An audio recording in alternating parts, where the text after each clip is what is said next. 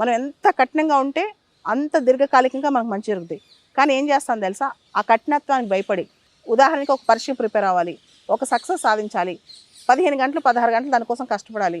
ఆ కష్టం మనకి ఎందుకు, వచ్చి రేపు పడదాం ఎల్లుండి పడదాం అనుకుంటూ తాత్కాలికంగా వచ్చే అట్రాక్షన్స్కి, తాత్కాలికంగా వచ్చే ఆనందాలకి ఎక్కువ లోన్ అవుతూ ఉంటాం అనమాట.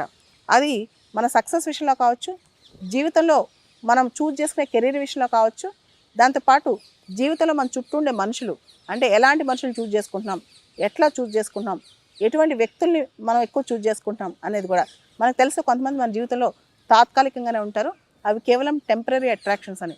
కానీ అవి తెలిసినా సరే మనం ఏం చేస్తామంటే శాస్త్రంగా ఉండే వాళ్ళని, శాస్త్రంగా ఉండే మనకున్న కెరీర్ని, మనకుండే అంశాలన్నీ పక్కన పెట్టి తాత్కాలికమైన వాటికి అట్రాక్ట్ అవుతుంటాం అనమాట. దానివల్ల నష్టం పూర్తి స్థాయిలో మనకే జరుగుద్ది. నష్టం జరగటమే కాదు, దానివల్ల జీవితంలో వెనక్కి వెళ్ళిపోతుంటాం అనమాట. ఏది సాధించాలన్నా సరే ఈ తాత్కాలికమైన మనుషుల వల్ల, తాత్కాలికమైన ఎంజాయ్మెంట్స్ వల్ల మనం వెనక్కి వెళ్ళిపోతుంటాం. కాబట్టి ఒకసారి ఆలోచించుకోండి, మన లైఫ్లో కఠినమైనా సరే, కష్టమైనా సరే ప్రాపర్ పాత్లో వెళ్ళాలి. ఈజీ పాత్ చూజ్ చేసుకుని తాత్కాలికమైన అట్రాక్షన్స్లోనయ్యి, తాత్కాలికమైన ఎంజాయ్మెంట్స్, తాత్కాలికమైన మనుషులతోనో మనం ఉంటే మన జీవితం మన చేతులారా నాశనం చేసుకునే వాళ్ళం అవుతాం.